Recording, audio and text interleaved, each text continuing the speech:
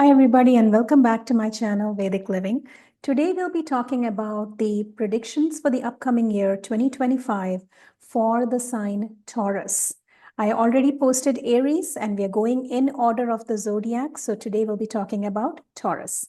And before we go into the predictions, I do want to remind you, when we talk about these signs, it's not the Western zodiac signs that you might be thinking about.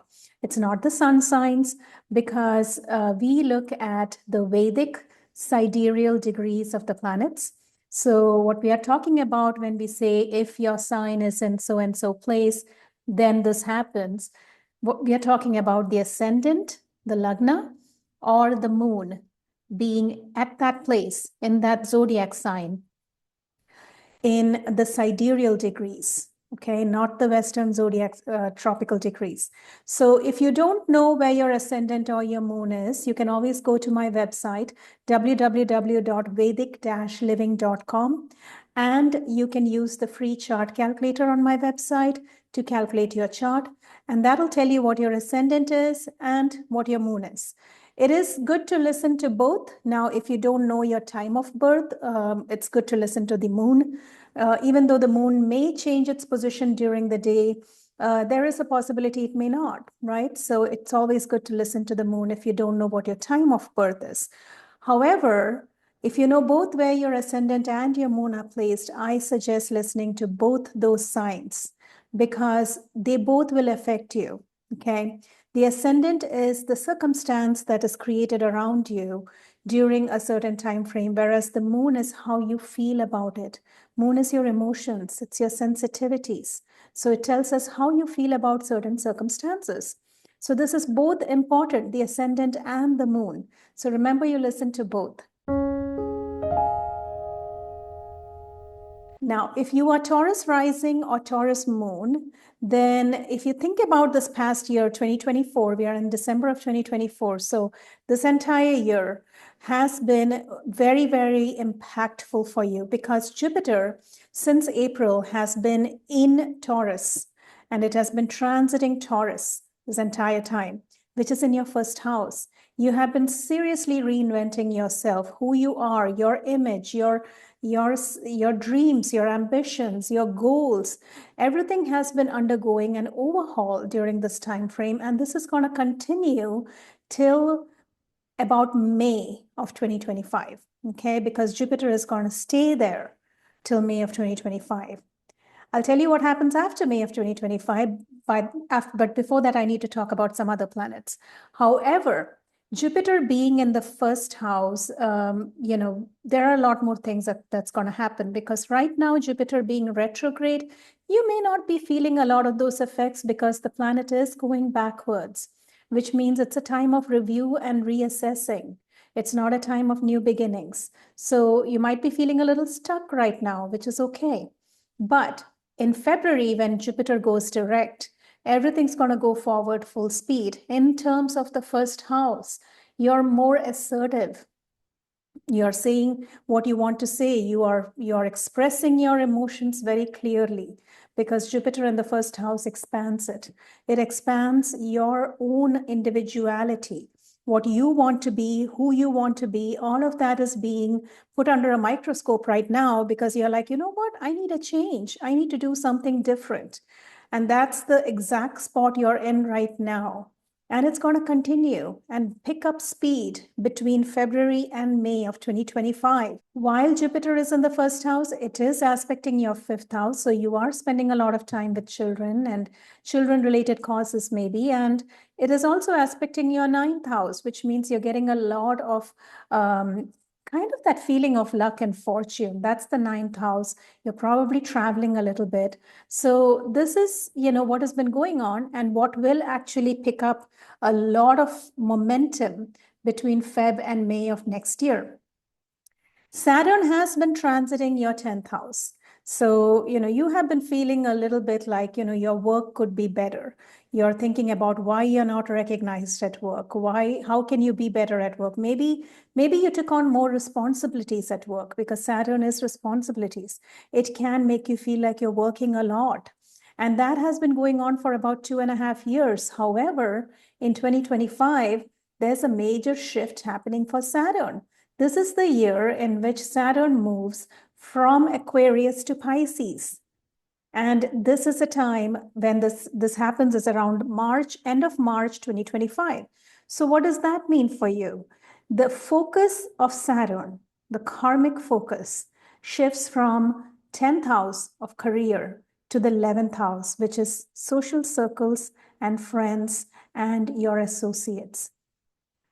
So what that means for you is that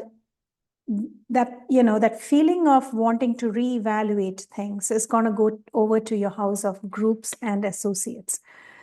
So you may feel a little disillusioned by your friends at this time. Okay, after March of 2025, for about 2.5 years, especially during the months of April, May, June, and July of 2025, you may notice that you are a little more extra critical of your friendships. You may notice that things that were hidden to you in the area of friends and associates are being exposed to you. And there may be some shocking revelations because Neptune's going to be there too. Neptune can bring disillusionment, but then it can dispel that too, because Saturn and Neptune are going to come together, which means it's a karmic kind of closure to things that have been misleading about your friends in the past. So you might be realizing a lot of new truths about these associations you've had in the past 2 years. And with almost 6-7 planets congregating a stellium in the sign of Pisces in your 11th house, that's where the most energy is this year for you. 11th house also rules great gains. So yes, you could be coming into a lot of money, especially after May, because Jupiter is going to go into your 2nd house in Gemini. And with all of these planets being in Pisces, along with exalted Venus, yes, you could be coming into more money. You will be more ambitious. Let's just say that, right? You're going to want to make more money. You're going to want to, if you have a business, open up another branch of it, or pivot into a different direction where you can make more money, or create another revenue stream. Or if you don't have a business, you may think about opening a side business. This is a time of a lot of ambition in terms of material wealth and gains, starting the mid of next year. So this is the main event that I see for you is in terms of this 11th house because of the stellium that is happening there. So we talked about great gains. We talked about friends, right? You're going to find a lot of new things surface regarding your friends. You may even meet a lot of new people because a lot of planets are coming together in the 11th house. You're meeting new associates. And because Neptune and Saturn are there, these could be people who are more mature, who have more knowledge. You want to learn more from your friends and social circles. And you could also be part of some spiritual groups in this time frame coming year. Okay.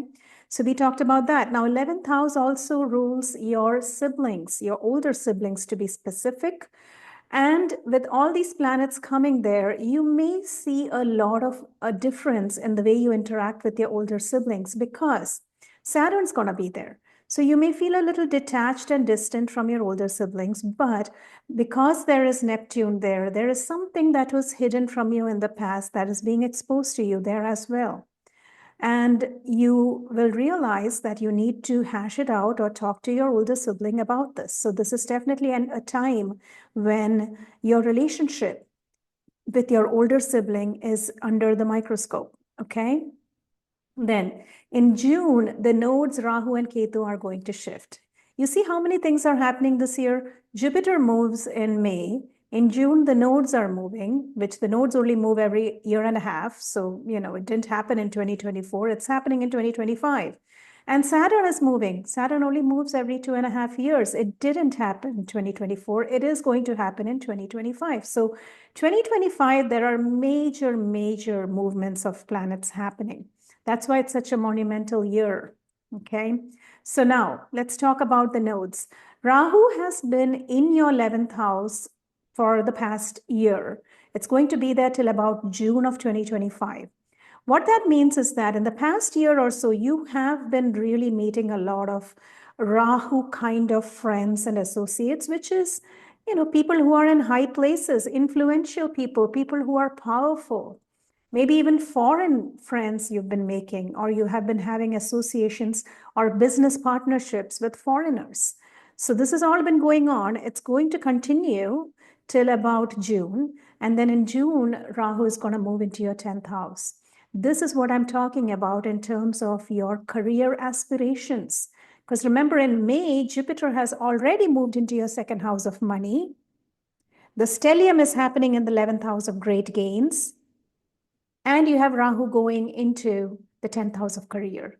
What does that all add up to? That adds up to a huge passion to change something about your career, to make more money, or to realize your dreams and goals and ambitions. You're going to suddenly realize that, you know what, I need to do something more here. And this is why I said, if you have a business and you're not working for a company, you have a business, you could be expanding the business. Rahu, it's a magnified energy. It's huge. And it could be that you're adding a new revenue stream. You could be speaking a lot. Why? Because Jupiter is in the 2nd house of speech. It's not just money and finances, it is also your speech. So you could be, your voice could be very powerful. You could be speaking, you could be called upon to give speeches, you could be teaching, you could be doing all of that during this time frame. Okay, so that's another major shift that's happening. And while Rahu is in your 10th house, making you reevaluate your job condition for the better, right? You might be, there might be some disappointment on the career front too, but it is going to ultimately end up in a good place because you will make more money at the end of this transit, okay? Ketu is going to be in your 4th house at the same time. What does that mean? 4th house is your home. It's your childhood environment. It's wherever you feel comfortable in this world is your 4th house. And that's why it rules the mother, because when we are born, we are most comfortable with our mothers. And when Ketu goes into the 4th house, you can feel like there is a distance between you and your mother. Ketu is a sense of vacuum, a sense of longing, a sense of you missing that particular individual. So if your mother is still in your life, either she may need your help in some way, or you may feel like you want to go visit her, or there may be some karmic healing that happens in that relationship. And if your mother is not in your life, Ketu rules the past. So you're going to dream a lot about times when she was around, or you might be remembering her a lot during this transit. It also rules your home. So something about your home is going to change in the 1.5 years starting from June 2025. Because when Ketu goes there, think of Ketu as a sense of vacuum. Something's missing. You start feeling like you want to change something about your home. You want to repair something, or you want to renovate something, or you want to add on something to your home. Or in very, very extreme situations, people think about moving because they feel like they want to change where they're living, or their sense of comfort is missing. So now they're looking for a more comfortable place. So it's very possible that could happen. Now, your 4th house also rules just vehicles and real estate in general.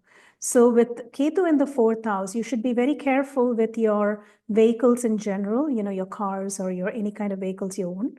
And you should be careful about repairs, unexpected repairs in your home, okay? Now, going back to all these planets being in Pisces, I want to talk a little bit more about that because there's a lot of energy there. There's going to be exalted Venus. There's Mercury debilitated, which causes a Neech Bhang Raj Yoga. Then there's going to be Rahu, of course, till June there. And then Saturn's going to join this party in the end of March. And Neptune's there. So, making everything amazing. So that's a lot of planets. And along with all of this, about that time frame in the end of March, Sun is going to join this group. So this means about 6 planets will be there at the same time. So the end of March till about that June time frame is very crucial for the whole world. And when I do my world predictions, you will see how this is affecting world leaders and countries as well. But for Taurus rising or Taurus moon individuals, this is happening in their 11th house. So it has a mix, it's actually a mixed bag of good and bad, right? Because I personally, I don't see anything as bad in a chart. I see something that's challenging that you can learn from, or I see something that is good that you can continue to improve. That's the way I look at it. I never talk of anything as negative because I believe we are all here for the ultimate goal of attaining more learnings and evolving as souls, right? So, with all these planets being in Pisces, Neptune being there, exalted Venus being there, yes, you could feel very, very spiritual. You're going to join some new spiritual groups and organizations. You want to expand your spiritual awareness. You're adding more friends to your friend group who are on the spiritual side. Okay. Another thing is you have Saturn joining there. So you're feeling more responsible. You may evaluate some of your friends more closely and decide not to talk to some of them because you realize something that you've never known about them before. Because Neptune is there, Neptune rules illusions. And with Saturn coming into the mix, it's very interesting because Saturn can dispel the illusion that Neptune has put you under. Neptune can put you under a trance, but Saturn can break that trance. So, happening in the 11th house of friends and great gains, something about your money situation, or something about your friends, or something about your older sibling that you have believed staunchly in the past, which you never doubted even once, can turn out to be an illusion. And Saturn's going to expose that to you, which means what? There's going to be healing. Right? Understanding the truth always leads to healing. Okay, it may not be fun while it's happening, but it does ultimately lead to healing. So that's good. So that's something I want you to keep in mind this year. Between end of March, the whole month of April, May, and then this will end in June when Rahu leaves this congregation and goes into Aquarius. Okay. So that is all my predictions for Taurus sign for the coming year 2025. I will see you again with Gemini next, which is very, very interesting that the predictions for Gemini. And I am working very, very hard on the world predictions recording that I want to sell on my website. I will try to give you some things on YouTube. I will talk about certain things, but a lot of things I cannot talk about on YouTube when I talk about certain countries and leaders. YouTube keeps taking my video down. So I cannot talk about a lot of things on YouTube because this year is going to be very, very volatile for the whole world. And that some of the countries and leaders involved are, on the world stage right now, which, it is hard for me to speak about a lot of the things that I want to talk about regarding the transits on YouTube. But whatever I can give you, I will try to on YouTube. But my entire 2-hour recording of every planet transiting into each house and all the countries and leaders, and that I'll be splitting that up based on continents. We'll be talking about Europe and the Americas and Asia and Australia and so on, and Africa. So I'll be doing very, very descriptive, informative, and lengthy presentations on each one in a recorded format on my website, which you are welcome to purchase if you want a lot of information. That being said, I'll see you next time for the Gemini predictions, and I wish you the best until then. Thank you so much.